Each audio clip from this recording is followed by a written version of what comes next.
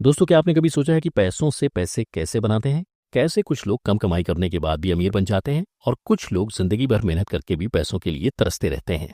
इसका जवाब है कंपाउंडिंग, जो एक ऐसा जादू है जो आपके पैसों को कई गुना बढ़ा सकता है, लेकिन इसे कम ही लोग समझते हैं और इस्तेमाल करते हैं। तो इस वीडियो में आज हम आपको पैसे के 7 नियम बताने वाले हैं जो आपको फाइनेंशियली स्ट्रांग बनाएंगे। नंबर 1, जल्दी शुरू करो।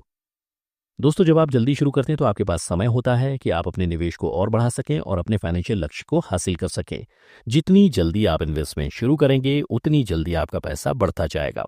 समय के साथ आपके निवेश पर ब्याज भी बढ़ता है, जिसे हम कंपाउंडिंग कहते हैं। मान लो 25 साल की उम्र में आप हर महीने 5,000 रुपए इन्वेस्ट करते हो, 15% रिटर्न के साथ 20 साल तक। ये शुरुआत में आपको कम पैसे लग सकते हैं, लेकिन समय के साथ ये ज्यादा पैसों में बदल सकते हैं। तो 45 साल की उम्र में आपके पास 1 करोड़ से ज्यादा हो जाएंगे।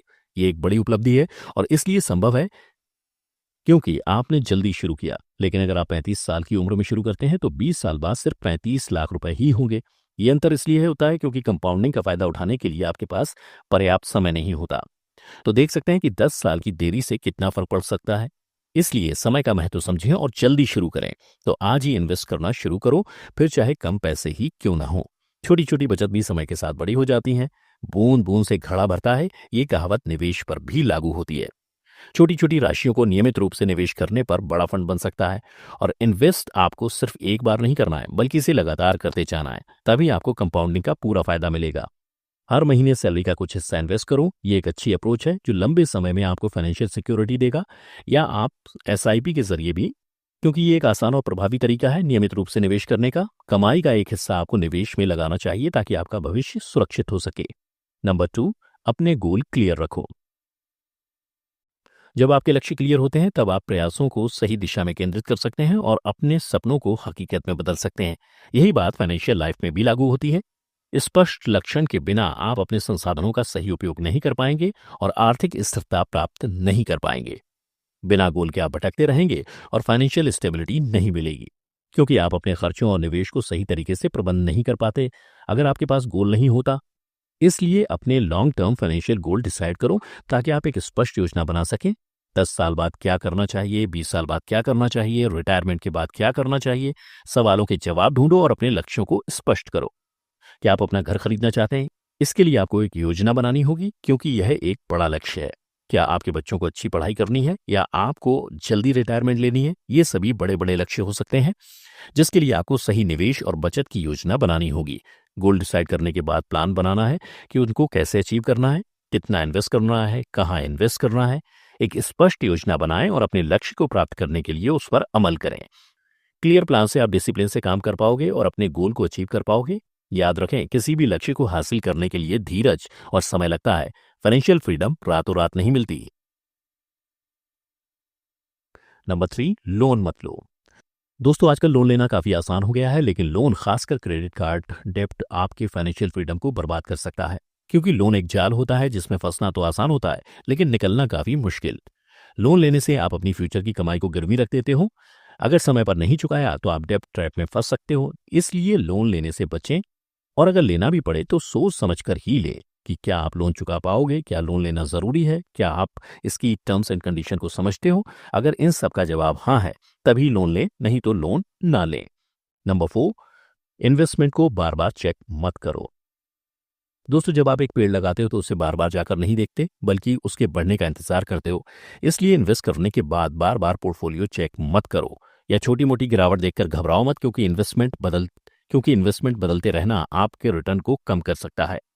कंपाउंडिंग एक स्लो प्रोसेस है, इसके लिए आपको धैर्य रखना है और अपनी इन्वेस्टमेंट को बढ़ते रहने देना है। लॉन्ग टर्म इन्वेस्टमेंट में मार्केट के उतार चढ़ाव का कम असर होता है।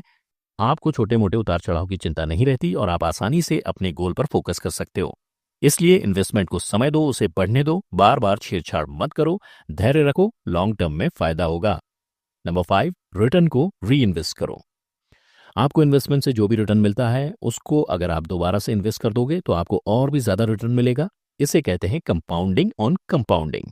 जैसे जैसे आप रिटर्न को री इन्वेस्ट करते जाओगे आपके पैसों की ग्रोथ और भी ज्यादा बढ़ती जाएगी। इसलिए रिटर्न मिलने पर उसे खर्च मत करो, बल्कि उसे री इन्वेस्ट करो, उसी इन्वेस्टमेंट में या फिर किसी और इन्वेस्टमेंट में। याद रखो कि पैसा ही पैसा बनाता है, इसलिए रिटर्न को री इन्वेस्ट करो और कंपाउंडिंग का फायदा उठाओ। नंबर 6, याद रखो, नो रिस्क नो रिवॉर्ड। दोस्तों, इसका मतलब है कि जब आप निवेश करते हो तो आपको कुछ ना कुछ जोखिम उठाना ही पड़ेगा। बिना जोखिम के ज्यादा कुछ नहीं मिल सकता। जितना बड़ा जोखिम उतनी बड़ी संभावित वापसी। लेकिन इसका मतलब ये नहीं है कि आपको बिना सोचे समझे जोखिम उठाना चाहिए। हर निवेश में जोखिम होता है, कम या ज्यादा। ये जानना महत्वपूर्ण है कि आप कितना जोखिम उठा सकते हैं और आपके निवेश का लक्ष्य क्या है। अपने जोखिम की सहनशीलता के हिसाब से निवेश कीजिए। जोखिम सहनशीलता का मतलब है कि आप जितने जोखिम को सहन कर सकते हैं। अगर आप जोखिम से डरते हैं तो लो रिस्क विकल्पों में निवेश करें, जैसे फिक्स डिपॉजिट, गवर्नमेंट बॉन्ड्स। ये विकल्प सुरक्षित होते हैं और इनमें जोखिम कम होता है। इनमें रिटर्न कम होता है लेकिन पैसा सुरक्षित होता है। ये उन लोगों के लिए अच्छा है जो अपने पैसों को सुरक्षित रखना चाहते हैं और जोखिम नहीं लेना चाहते। ज्यादा जोखिम ले सकते हैं तो stock, real estate, mutual fund में निवेश करें। ये विकल्प ज्यादा जोखिम वाले होते हैं लेकिन इनमें रिटर्न भी ज्यादा मिलते हैं। इसलिए ये जरूरी है कि आप अपने निवेश को समझें, उसके हिसाब से निर्णय लें। इसलिए निवेश से पहले रिसर्च करें, फाइनेंशियल एडवाइजर से बात करें। एक अच्छा फाइनेंशियल एडवाइजर आपको सही दिशा में मार्गदर्शन कर सकता है। आपका सारा पैसा एक ही जगह ना लगे। डाइवर्सिफिकेशन बहुत ही महत्वपूर्ण है। अलग अलग जगह निवेश करें ताकि जोखिम कम हो। इससे आपकी निवेश का संतुलन बना रहेगा और आप संभावित नुकसान से बच सकते हैं। नंबर 7, फाइनेंशियल नॉलेज बढ़ाएं। दोस्तों, आप फाइनेंशियल चीजों के बारे में जितना ज्यादा जानोगे उतना अच्छे से आप डिसीजन ले पाओगे। आपको पता होना चाहिए कि पैसा कैसे काम करता है, आप कैसे पैसों को मैनेज कर सकते हैं। तो दोस्तों, हम उम्मीद करते हैं कि इस वीडियो से आपको काफी कुछ सीखने को मिला होगा। तो वीडियो को लाइक जरूर कर दें और हमें अपनी राय कमेंट करके जरूर बताएं। और इसी तरह की और भी वीडियोस देखने के लिए हमारे चैनल को सब्सक्राइब करके बेल आइकन दबाना ना भूलें ताकि आप कोई भी वीडियो कभी भी मिस ना करें।